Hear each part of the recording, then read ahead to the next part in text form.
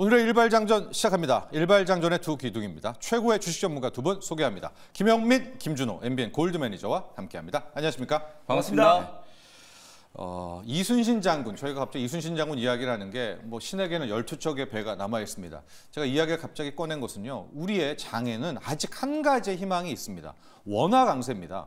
보통 그 어느 위기 때에도 항상 위기, 폭락장에는 달러도 강해지는, 그러니까 원화 약세, 달러 강세 국면이 나왔는데요.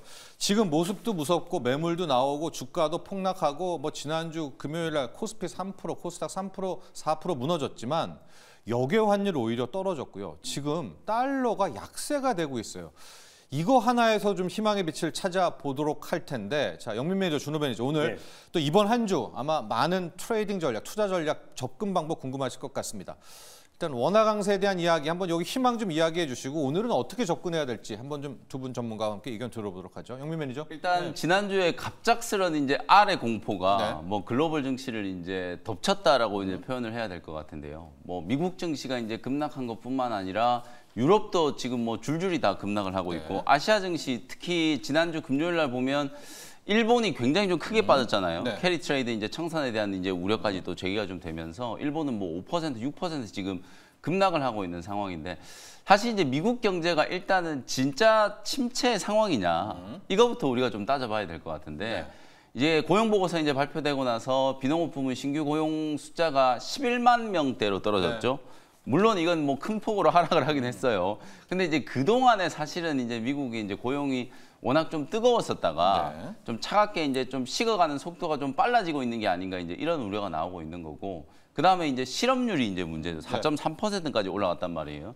그러니까 숫자들만 놓고 보면 확실히 이제 미국 경기가 상반기 때 이제 좋았을 때에 비하면 확실히 좀 둔화되고 있다. 이러면서 3의 법칙이 지금 새삼스럽게 주목을 많이 받고 있거든요. 근데 여러분들이 이제 3의 법칙도 사실은 그 3이라고 하는 그 이코노미스트가 실제로는 이 경기 침체가 언제 일어날 것인지를 이제 맞추려고 한 게 아니고 원래 이제 요 지표의 이제 목적은 3의 법칙이라는 걸 이제 고안해낸 목적은 경기가 이제 둔화될 때 좀 더 발빠르게 이제 경기 하방 압력에 대응을 해서 정부의 어떤 정책적인 이제 대응을 요구하기 위해서 고안해낸 이제 법칙이라고 하더라고요. 그래서 이제 그런 것들을 이제 감안하면 주말 동안에 나온 이제 월가의 반응을 보면 지금 8월 달에 긴급 금리 인하까지 해야 된다. 뭐 이런 얘기까지 하고 있고 그다음에 또 올해 안에 1.25%포인트까지 기준금리를 인하해야 된다. 이런 주장을 지금 하고 있더라고요. 이게 여러 가지 이제 좀 복잡한 면이 있기는 한데 저는 이제 조금 걱정되는 부분은 이거예요. 사실 이제 기준금리 인하가 그동안에는 시장에 굉장히 좀 큰 호재로 이제 받아들였었는데 지금부터는 금리 인하 얘기가 좀 가속화되면 가속화될수록 오히려 이게 야, 미국 경제가 그만큼 힘든가 보다. 이런 식의 이제 반응이 좀 될 수도 있는 거기 때문에 긴급 금리 인하하는 것과는 이제 별개로 9월달 이제 빅스텝이 지금 굉장히 조금 힘을 받고 있는 상황이긴 한데 이게 시장에는 어떤 영향을 미칠지 모르겠어요. 그래서 이제 당분간은 미국 경제의 이제 경기 침체와 관련된 이제 우려를 좀 불식시킬 수 있을 만한 일단 미국 경제 자체가 여전히 좀 탄탄하다라는 걸 이제 좀 보여줄 수 있는 지표들이 필요하지 않을까라는 생각이고 그런 측면에서 내일 새벽에 이제 발표되는 서비스업 PMI 지수가 뭐 굉장히 좀 중요한 분수령이 될 거라고 보거든요. 실제로 미국 경제는 뭐 제조업보다는 이 서비스업 쪽, 소비 쪽이 훨씬 더 좀 중요한 이제 포션을 차지하고 있기 때문에 뭐 오늘까지는 우리 국내 증시가 조금 이제 미국장 이제 여파를 좀 받을 수밖에 없습니다만 내일 이제 서비스 PMI 지수 일단 예상치는 한 51 정도까지 지금 나오고 있거든요. 이게 이제 50을 상회하면 그래도 미국 경제 좀 버틸만하다 이런 얘기들이 좀 나오기 시작하면 아주 빠르게 이제 낙폭가대 이제 매수가 들어올 수 있는 가능성이 높고 앞서 말씀해 주셨던 것처럼 원달러 환율이 그나마 지금 올라갈 가능성이 좀 높잖아요. 환율이 이제 올라갈 가능성이 높으니까. 원래는 그렇죠. 위기 때는. 그러다 보니까 이제 사실상 어찌 보면 외국인들이 이제 매수 유인을 해줄 수 있는 이제 상황은 오히려 조금 만들어질 수 있다라고 보거든요. 뭐 그런 측면에서 봤을 때 오늘 우리 국내 증시 하루 이틀 정도의 이제 더 변동성은 조금 있을 수는 있겠습니다만 저점은 이제 어느 정도 다가오고 있다. 이렇게 이제 생각을 하셔야 될 것 같습니다. 그렇습니다. 미국의 경기 지표 조금 더 확인하자 이런 얘기고요. 실제 미국의 뭐 속보치긴 하지만 2분기 GDP 성장률도 나름 괜찮게 나왔거든요. 완전히 묻혔기는 하지만 또 하나가 이제 환율이 원래 이랬으면 여기 환율에서 뭐 1,370원 갔었어야죠. 근데 지금 오히려 떨어졌습니다. 떨어졌고 오늘 1,350원대까지도 떨어질 수가 있어요.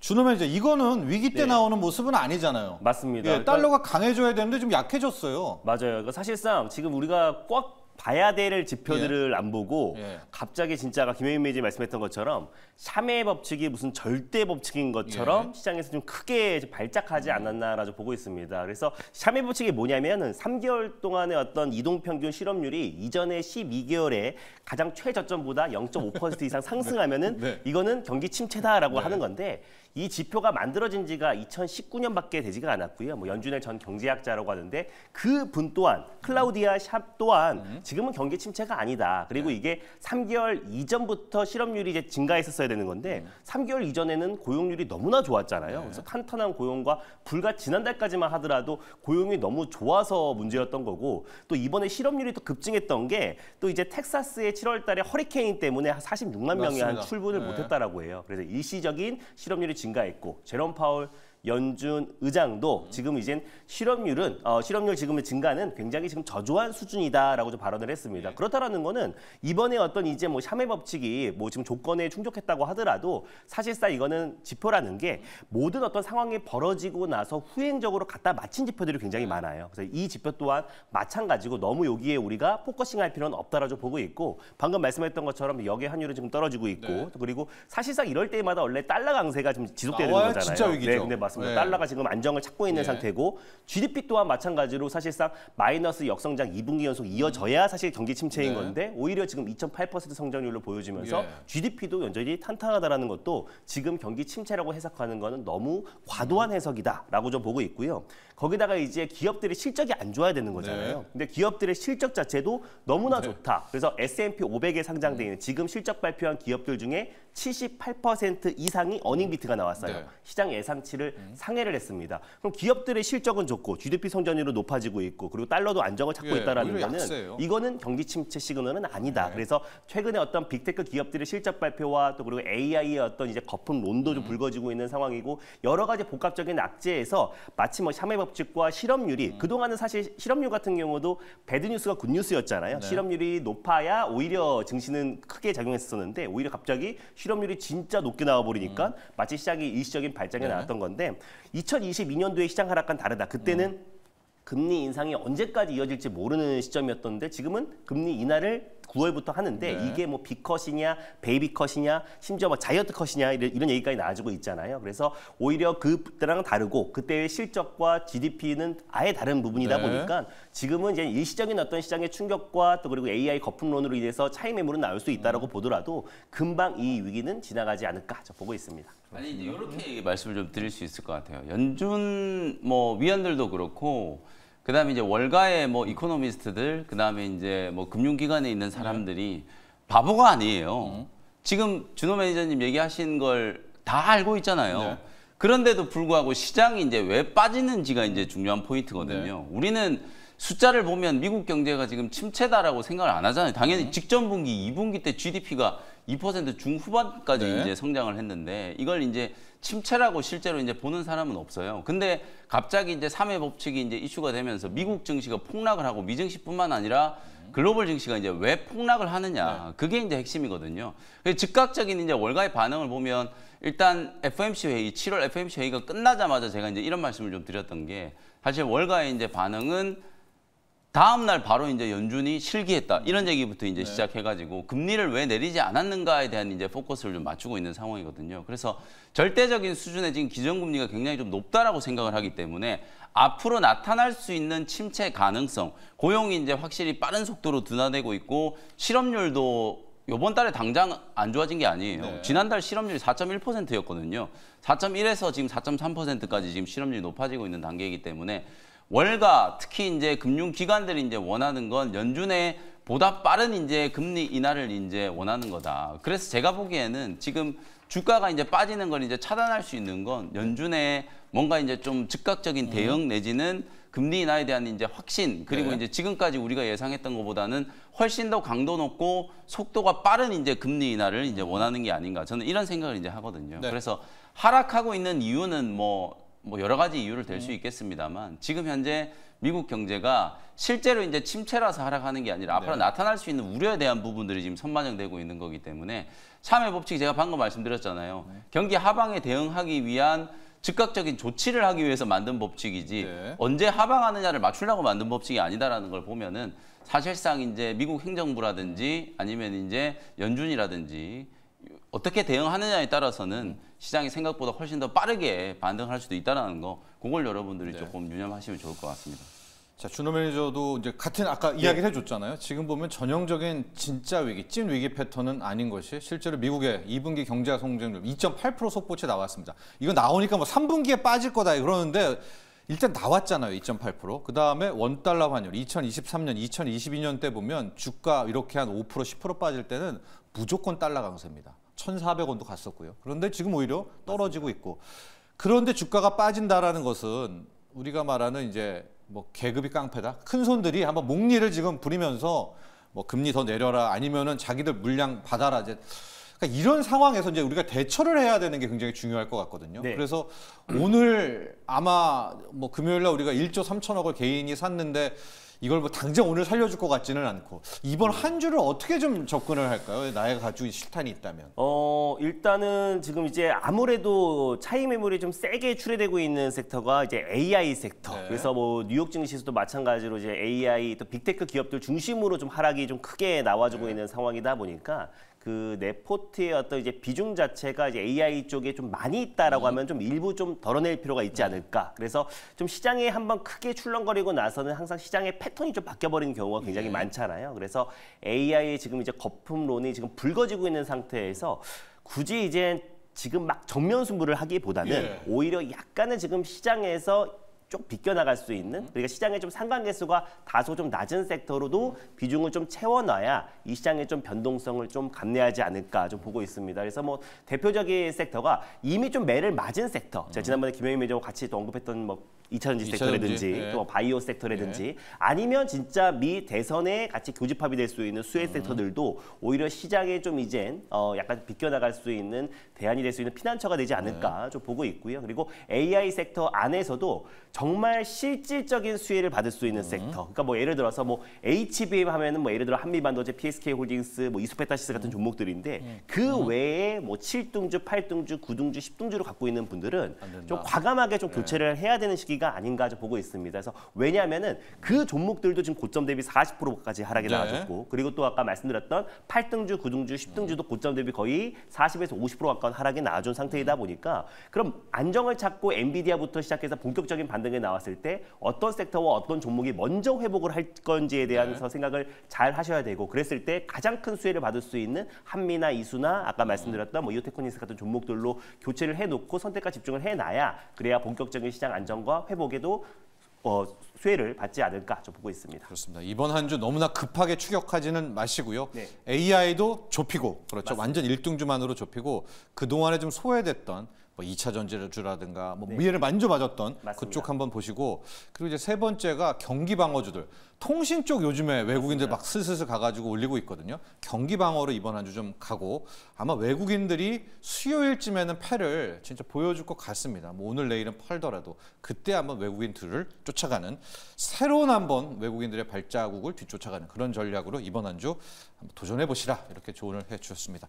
자, 바로 오늘 일발장전 들어가 보도록 하겠습니다. 영민 매니저, 이런 상황에서 오늘의 일발 종목은 뭘로 공략을 해볼까요? 주말에도 뭐 온갖 얘기들이 다 나왔어요. 워렌 버핏의 이제 버크셔 해스웨이가 애플 주식 절반 이상을 내다 팔았다.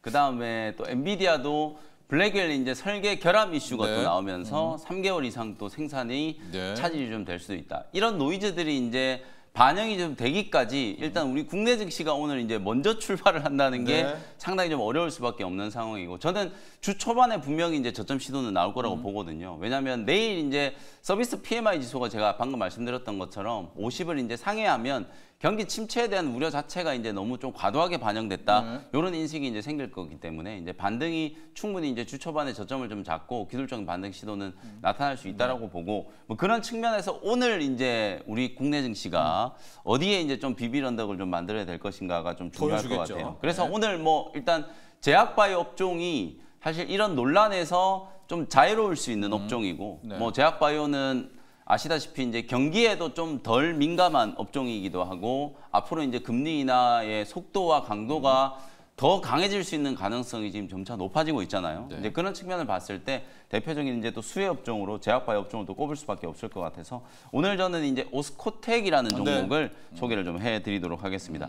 뭐 유한양행, 오스코텍 이런 종목들까지도 만약에 주가 조정이 조금 심해진다면 네. 진짜 이제 시장이 이제 조정이 좀 깊어진다라는 의미이기 때문에 방어적인 역할을 해주는 종목들이 잘 버틴다면 시장은 짧은 조정 이후에 반등이 좀 들어올 수 있겠구나 이렇게 생각을 하시면 될 것 같거든요. 예. 그래서 제약바이오 업종 안에서도 여러분들이 좀 지표화 시켜서 이제 보실 필요가 있는 종목들이 유한양행이라든지 오스코텍 예. 그리고 대형주급에서는 셀트리온과 이제 삼성바이오로직스 네. 이런 종목들이 버텨주면 시장이 그래도 어느 정도 이제 버팀목 역할을 해주는 종목들 가격을 좀 잡아주면서 충분히 이제 회복될 수 있는 가능성도 있겠구나 이렇게 이제 생각을 하시면 될 것 같거든요. 네. 오스코텍은 뭐 여러분들 잘 아시는 것처럼 렉나자 네. 상업화 시기가 이제 임박을 했죠. 당장 이제 8월 말에 모멘텀이 이제 여전히 좀 살아있는 기업이기 때문에 주가는 이제 충분히 버텨줄 거라고 이제 보는 거고요. 작년에 이제 마리포사 1, 2를 통해서 렉나자하고 리브리반트 이제 병용 투여에 대한 이제 임상 결과, 3상 결과가 뭐 공개가 좀 됐고 그걸 바탕으로 이제 미국 FDA와 유럽 EMA에 이제 시판 허가 신청을 해놓은 상태거든요. 네. 그리고 이제 올해 공개된 이제 아스코에서 이제 공개된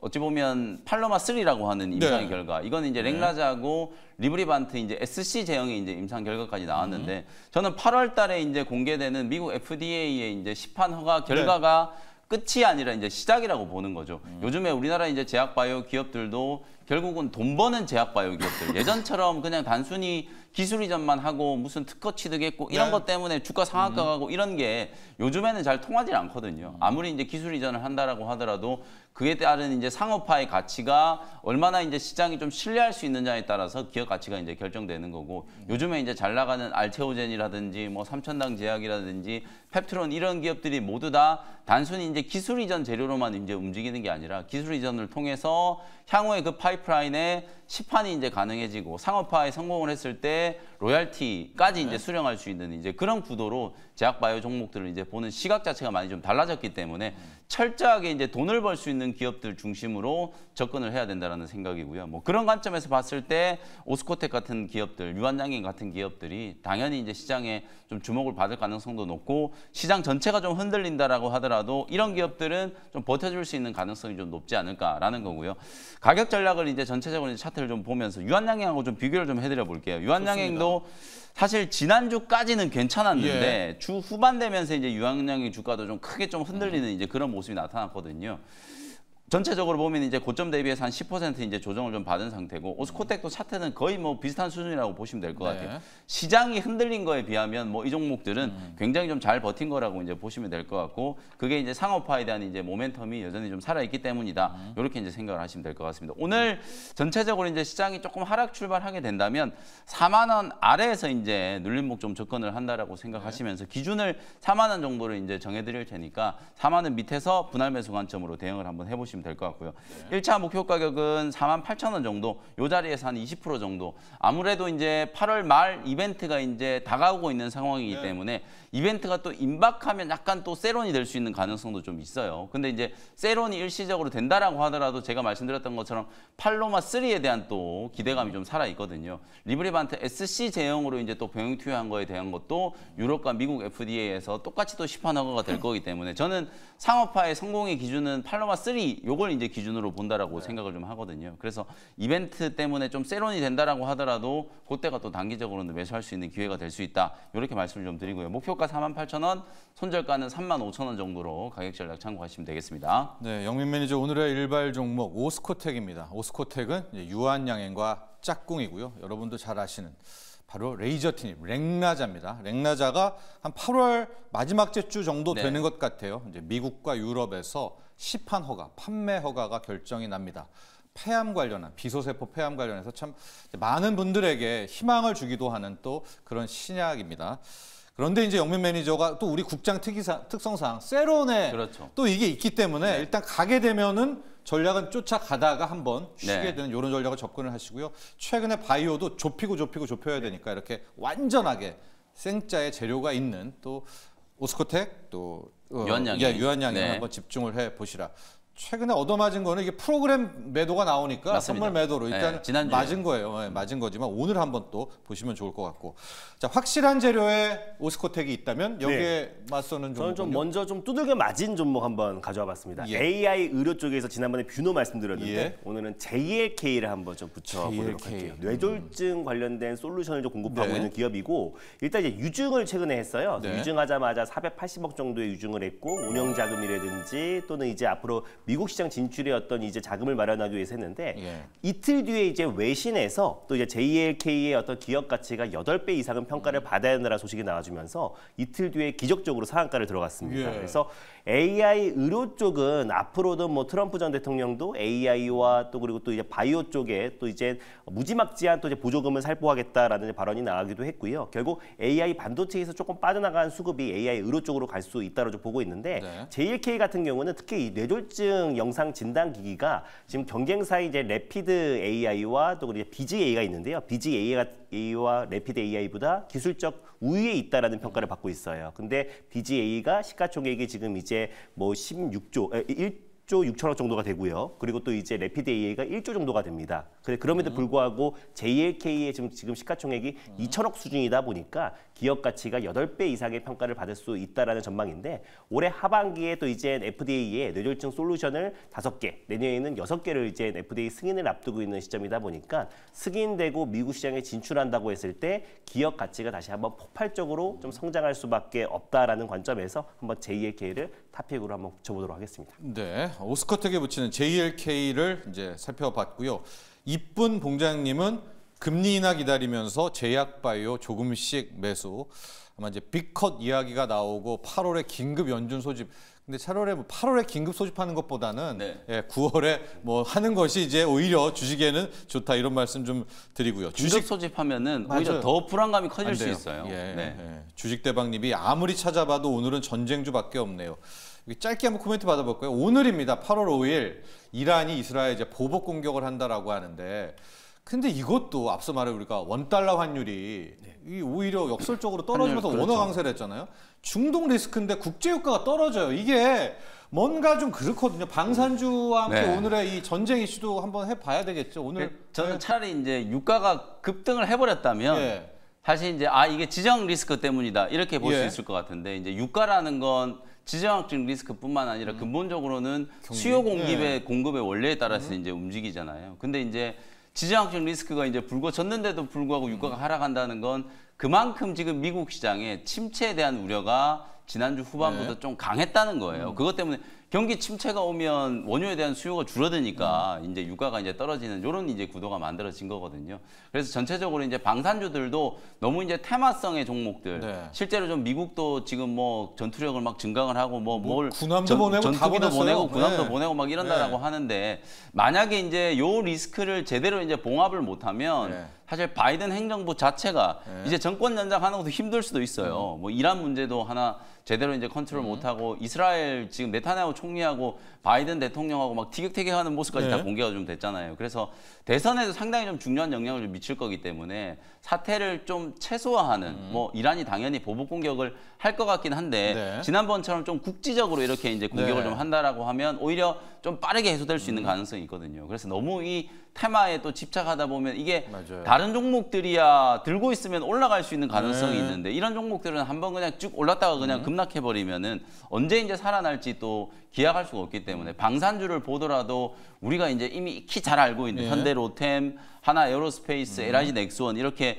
수주가 가파르게 좀 증가를 하고 단기적인 조정이 좀 들어온다라고 하더라도 저점 매수를 좀 해볼 수 있는 그런 종목들 중심. 아까 김준호 좋더라. 매니저님, 김준호 매니저님 잘 얘기해 주셨던 것처럼 이런 시장일 때는 대장주로 갈아타는 게 가장 좋은 전략이거든요. 맞아요. 같은 방산업종을 들고 있다라고 하더라도 하나 에어로스페이스, 현대로템, LG 넥스원 이런 종목들로 좀 갈아타는 전략으로 대응 전략을 좀 세워보시면 좋을 것 같습니다. 그러니까요, 준호 매니저. 이제 주식 대박님이 오늘은 전쟁주밖에 없네요. 저 얘기를 하셨고 많은 제가 오늘 카페나 이렇게 봐도 오늘 또 그 이란의 보복이 있기 때문에 방산으로 아마 네. 그냥 갈 것 같거든요. 근데 항상 또 방산 몰려가면은 또 뭔가 장난질을 칠까 봐. 오늘의 방산주는 어떻게 보세요? 그러니까 지난주 금요일에도 해운이랑 유가 관련 종목들이 오르다가 참 막판에 다시 하락 전환 내버렸어요. 그러니까 변동성도 굉장히 크고 또 실제로 또 전쟁이 발발됐을 때는 오히려 또 관련 종목들이 또 새로운 현상이 나올 수도 있습니다. 그래서 좀 오늘 장 초반에는 뭐 지정학적 리스크 관련된 종목들로 수급이 유입될 수도 있겠지만, 근데 오히려 그걸 보고 오히려 내가 갖고 있던 종목들, 좋은 종목들을 팔고 굳이 교체할 필요는 저는 없다라고 보고 있어요. 그래서 아까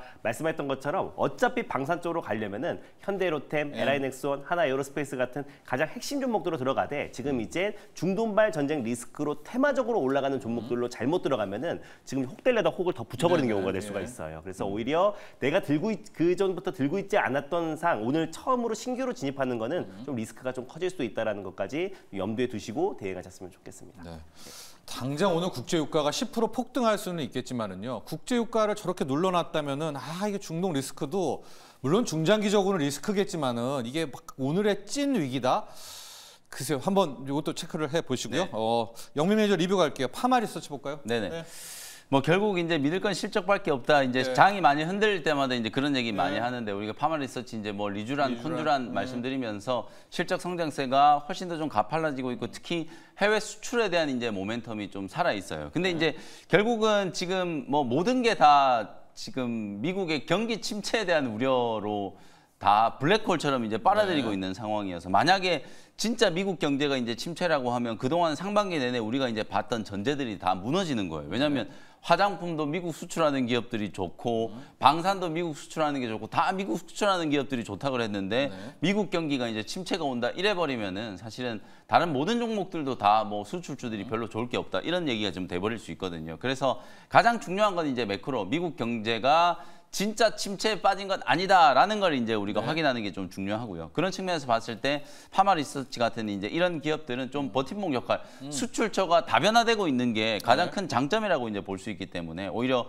좀 안전판 역할을 해주는 기업이다. 파마 리서치, 휴젤 이런 기업들이 바이오 헬스케어 단에서는 또 이제 조금 버틸 수 있는 그런 이제 기업이 아닐까라는 생각이 좀 들고요. 오히려 주가가 조금 눌림목 조정을 좀 받고 있기 때문에 또 다시 14만 원 아래로 조금 하락한다면 저점 매수 공략도 충분히 좀 가능해 보이고요. 요번에도 아쉽게 이제 15만 원이 어쨌든 또 저항이 좀 돼버린 거예요. 그렇죠? 못 뚫고 올라갔는데 14만 원 아래에서 매수, 그다음에 이제 반등 들어올 때 다시 이제 15만 원 뚫고 올라가면 한 17, 18만 원 정도까지는 충분히 또 추가적인 상승이 좀 가능하다라고 보여지거든요. 그래서 일단은 박스권 하단에서 이제 매수 관점을 이제 대응하시고 상단 저항 15만 원 이제 뚫어줄 수 있는지를 조금 체크하면서 대응을 좀 해보시면 될 것 같습니다. 네, 파마 리서치 아직 15만 원을 못 뚫고 있습니다. 그러니까 일단 트레이딩을 하시면서 수익 챙기시다가 15만 원 뚫을 때 비중 한번 실는 이런 전략이 나오도록 하고요. 준호 매니저 리뷰도 역시 바이오 쪽에서 삼천당 제약. 네, 삼천당 제약. 최근에 시장 대비 그래도 잘 좀 버텨주고 있고 이미 좀 매를 맞았던 부분도 분명히 있고요. 또 그리고 최근에 뭐 펩트로들 비롯해서 비만 치료제 관련 종목들도 시장 여파에 조정 흐름 놔주고 있는데 굉장히 좀 견고한 모습을 보여주고 있다라는 거는 또 삼천단 제약의 또 GLP-1 경구용 치료제 개발에 좀 속도를 내고 있고 또 아일리아 바이오 시밀러 관련해서 내년 2분기 미국 시장 진출에 대한 기대감이 적용되고 있다라고 좀 보고 있습니다. 그래서 또 특히 제약바이오 섹터 안에서 또 시장의 상승을 견인하려면요. 시총 상위 제약바이오 종목이 될 수밖에 없고 그 중심에 또 삼천단 제약이 충분히 시장을 끌어올리는 역할을 충분히 할 수 있는 기업 중에 하나다라는 관점에서 여전히 좋고 그래서 직전 고점도 시간 문제인 거지 충분히 돌파할 가능성이 높다라고 좀 보고 있어서 리뷰 종목으로 한번 픽해왔습니다. 오늘 댓글창에는 이제 바이오 중에서 셀트리온 관련 리뷰가 많습니다. 최혜숙님, 김준호 매니저님, 셀트리온 제약 리뷰 부탁드려요. 수익 좀 내고 팔고 이렇게 얘기를 해줬고요. YS킴님도 셀트리온 그룹 합병 관련한 셀트리온 제약 조정받았습니다. 셀트리온 어떻게 할까요? 코멘트 부탁드립니다. 이제 워낙 셀트리온 맞습니다. 삼바에 대해서 긍정적인 평가가 많이 나왔다가 순간적으로 지난주 목금에 좀 타격을 받으니까 최근에 하락에 나왔던 거는 사실상 지금 뭐 셀트리온 그룹주의 어떤 성장성과는 무관하게 합병 이슈로 인해서 노이즈가 나오면서 셀트리온 제약이 좀 급락이 나온 것 같아요. 그래서 이제 좀 박스권을 돌파하고 또 이제 바이오 시밀러 관련해서 수혜를 받으려던 찰나에 또 이제 셀트리온 제약의 또 셀트리온 그룹 그룹의 어떤 합병에 대한 노이즈가 나와주면서 다시 한번 좀 조정이 나왔던 부분들은 아쉽지만 요 부분은 또 이제 빠른 속도로 좀 회복할 수밖에 없다라고 보고 있습니다. 가뜩이나 시장의 분위기도 안 좋은 상태에서 연내에 셀트리온 제약이 셀트리온 그룹의 좀 흡수 합병 될 것이라는 기대감이 높았었는데 이 부분을 검토한다고 하니까 그에 따른 불확실성이 다시 한번 증폭되면서 다시 한번 좀 이제 매물이 나오지 않았나라고 좀 보고 있는데 이거와 무관하게 지금 셀트리온 그룹은 아까 말씀드린 대로 약가이나 바이오시밀러의 가장 핵심 수혜주기도 하고 또 이제 올해부터 이제 진펜트라가 북미 지역에 진출하면서 실적에 대한 기대감이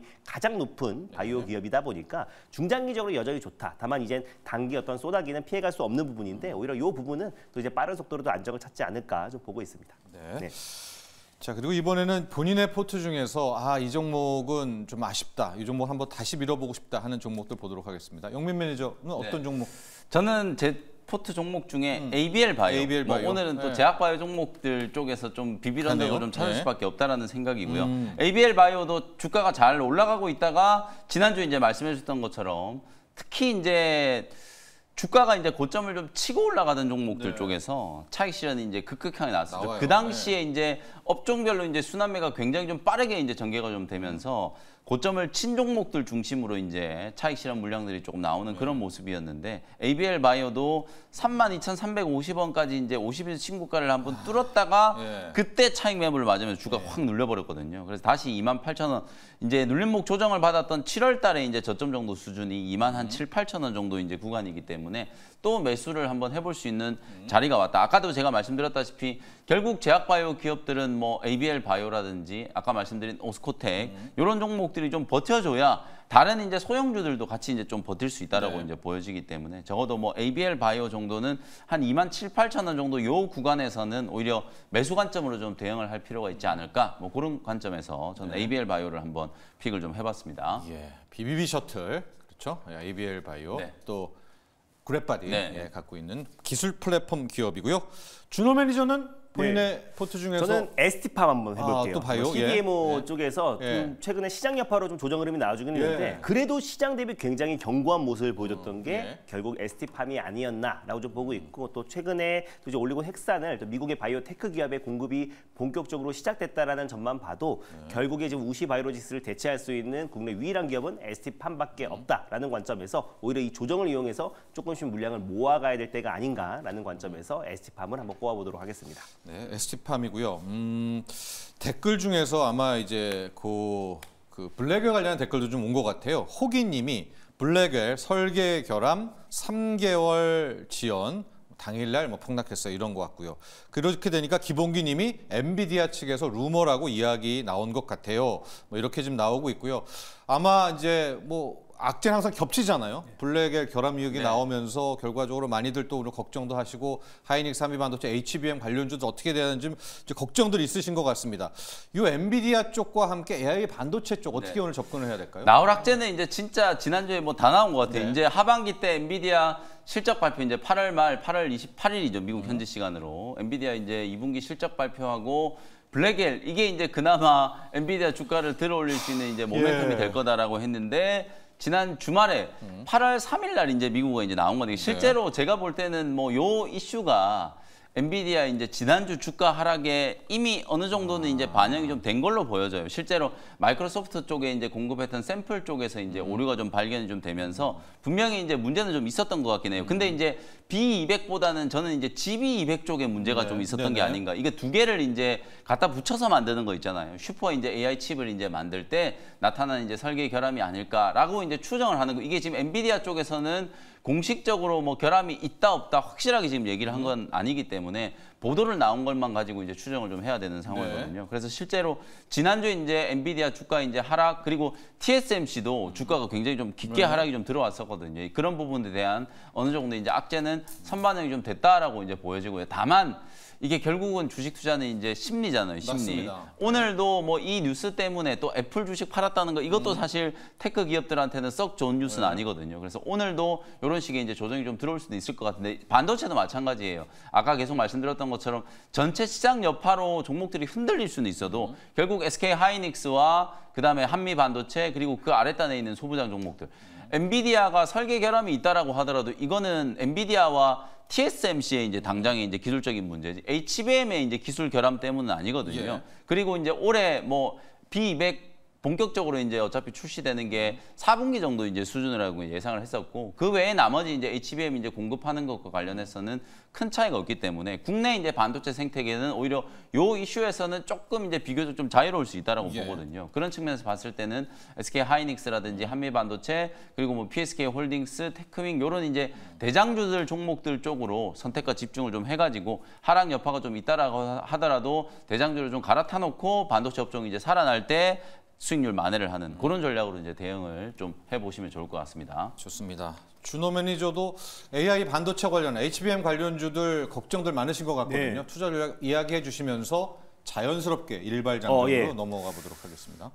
저는 이제 뭐 HBM 쪽에서 지금 뭐 뉴욕 증시와 똑같은 흐름이 나오지 않나 네. 좀 보고 있습니다. 그래서 AI에 대한 회의론도 좀 불거지고 있는 상태인데 닷컴 버블과 좀 비교하신 분들이 많더라고요. 네. 근데 닷컴 버블 때 지금 10대 그룹의 PER을 본다고 했을 때 그때 60배 수준인데요. 지금 현 시점에 AI 어떤 버블론이 불거지고 있는 상태에서 10대 그룹의 PER이 한 27배 정도 네. 수준이에요. 그래서 아직까지 닷컴 버블만큼의 어떤 걱정할 정도 수준은 아니다라고 좀 보고 있고 또 이미 이제 빅테크 기업들은 투자를 많이 할 수밖에 없는 게 오히려 투자를 많이 하는 게 장기적으로 본다고 했을 때 이 시장을 선점하지 못했을 때의 피해가 훨씬 더 크기 때문에 예. 투자를 많이 할 수밖에 없는 거고 또 그리고 실적으로 또 이제 엔비디아나 국내 AI 반도체 같은 기업들은 HBM으로 실적이 나와주고 있는 상태잖아요. 그래서 너무 크게 염려할 필요가 없대. 아까 처음에 말씀드렸던 것처럼 네. 내가 갖고 있는 종목들을 자가진단을 딱딱딱 해가지고요. 내가 갖고 있는 종목이 시장에서 가장 대장주가 아니다. 1등주, 2등주가 아니다. 라고 했을 때는 어차피 고점 대비 지금 30%에서 40% 이상의 하락이 다 나와준 다 상태이다 나왔죠. 보니까 네. 확실하게 지금 과감하게 교체해야 되는 타이밍이 아닌가라는 걸 한번 잘 판단해 보시기 바랍니다. 바로 네. 종목으로 이어가 가시죠. 보도록 할게요. 예. 자, 일단 먼저 매를 맞은 쪽이 그래도 시장 대비 굉장히 견고한 모습을 네. 보여주고 있어서 2차 전지에서 가장 대장주라고 할 수 있는 에코프로 머티를 오랜만에 예. 들고 와 봤습니다. 예. 그래서 에코프로 머티 같은 경우는 말도 많고 탈도 많은 기업인 게 일단 뭐 사모펀드사 BRV 사모펀드사가 2대 주주인데요. 네. 거기서 이제 자꾸 이제 블록딜을 하잖아요. 그래서 맞아요. 블록딜에 대한 어떤 이제 우려. 근데 사실 장기적으로 본다고 했을 때는 이 사모펀드사가 이제 엑시트하는 거는 사실 이제 대세에는 사실 지장이 없다라고 좀 보고 있는데 오히려 제 생각에서는 이제 BRV가 다 팔고 나가버렸으면 좋겠어요. 그래서 네. 계속 네. 어떻게 보면 에코프로 머티가 2차 전지 섹터에서 가장 대장주가 될 수밖에 없는 게 추가적으로 블록딜을 더 할 수 있다고 봅니다. 다만 에코프로 머티가 빠지면 코스모 그룹이나 포스코 그룹주는 더 빠져버립니다. 중간에 반등이 나온다고 하더라도 에코프로 머티가 70% 이상의 상승이 나와주면은 네. 코스모와 포스코 그룹주는 그 상승폭의 절반도 못 미쳐요. 그러니까 결국에 에코프로 머티가 올라야 2차 전지가 오르고 에코프로 머티가 빠지면 다른 기업들은 더 많이 빠지기 때문에 결국 중심은 에코프로 머티다. 그래서 에코프로 그룹주 안에서도 에코프로 머티가 전기차 특히 전구체 쪽에서는 양극재 생산량의 절반도 못 미치기 때문에 네. 중국을 대체할 수 있고 지금 당장 공급 가능한 기업은 에코프로 머티뿐이다라고 말씀드렸고요. 특히 내년부터 이제 포항 상공장 4공장이 가동이 되잖아요. 그럼 지금은 연간 5만 톤인데 내년부터는 6.6만 톤이 추가로 생산이 되기 때문에 네. 내년부터는 본격적인 매출 성장이 될 수밖에 없는 거고 또 그리고 그걸 먼저 준비를 해서 2월 28일 날 이미 1조 규모의 또 시설 투자를 지금 하고 있는 상태이기도 하고요. 네. 그리고 3월 달에는 테슬라로 추정되는 기업에 지금 전구체 공급 계약 체결을 하기도 했습니다. 그래서 결국에 지금 시장의 안정을 잡고 특히 전구체는 이 전기차에만 들어가는 게 아니라 또 ESS에도 들어가기 때문에 네. 또 이제 에코프로 머티의 어떤 성장성은 내년부터 폭발적으로 이어질 수밖에 없다. 그리고 실질적으로 지금 이제 뭐 해리스 부통령이 되던 또 그리고 트럼프 대통령 전 대통령이 되던 누가 되든 전기차는 또 수혜를 받을 수 있다라고 보고 있는 게 트럼프가 또 이제 이런 얘기를 했어요. 또 이제 3일날 이제 조지아주 애틀란타 유세장에서 3일이요? 맞습니다. 예. 지난 3일날. 예. 나는 전기차를 지지한다. 그리고 일론이 나를 매우 강력하게 지지하기 때문이다. 이거 예. 굉장히 솔직해요. 예. 그래서 결국 일론이 나를 지지하기 때문에 난 전기차를 지지한다는 발언이 나왔기 때문에 그래서 약간의 이제 전기차 쪽으로 지지 쪽으로 좀 옮겨가고 있고 해리스 부통령도 계속해서 지금 전기차나 신재생 쪽으로 관심을 보여주고 있기 때문에 내년부터는 본격적으로 2차 전지가 턴 어라운드 됐을 때 전기차 또 쇼티 사태에 대한 우려감이 더 커지고 있고 지금 현 시점에서 중국을 제외하고 유일하게 공급할 수 있는 데는 에코프로 머티라는 관점에서 내년부터 폭발적인 매출 성장과 하반기부터 충분히 턴 어라운드가 될 수 있다는 관점에서 에코프로 머티를 오늘 탑픽으로 들고 와봤습니다. 네, 에코프로머티 뭐 전구체의 대명사이기도 하고요. 말씀하신 대로 3일날 트럼프가 네. 또 전기차 관련해서 나름 괜찮은 이야기도 했고 해리스 트레이드의 뭐 선봉은 2차 전지 전기차 아니겠습니까? 네. 이제 민주당 라인 걸 받아오기 때문에 오늘 아마 장 힘들 겁니다. 아마 장 초반에 또 툼에 나오고 아마 신용들 터지는 물량들이 이제 한 10시 반 사이까지 다 쏟아져서 힘들 것 같은데 그런 와중에서도 외국인 어디 쫓아가느냐 가능성 높은 것 쪽 2차 네, 전지 맞습니다. 거기에서도 압축하는 에코프로버티 가격 전략은 어떻게 세워보도록 할까요? 약간 시장이 좀 장초반에 반대임의 물량이라든지 흔들림이 있을 수 반대임이 있잖아요. 나오겠습니다. 네, 그래서 이제 82,000원을 매수가로 한번 잡아보도록 하겠고요. 예. 1차 목표가는 11만 원, 그리고 손절가는 7만 원 말씀드려보도록 하겠습니다. 네, 오늘 앞서서 영민 매니저의 일발 종목은 바이오 쪽에서 역시 좀 재료가 있었던 네, 오스코텍입니다. 이제 비소세포 폐암, 렉나자 판매 시판호가 남아 있는 것 미국 쪽 그리고 여기에 맞서는 에코프로머티로 장 초반 분명히 한 10시까지는 힘들 것 같지만 그 다음에 나오는 방향성을 한번 확인해 보시면 좋을 것 같습니다. 자, 오늘 일발 장전은 여기까지 하도록 하고요. 이어져서 작전주 살펴보도록 하겠습니다.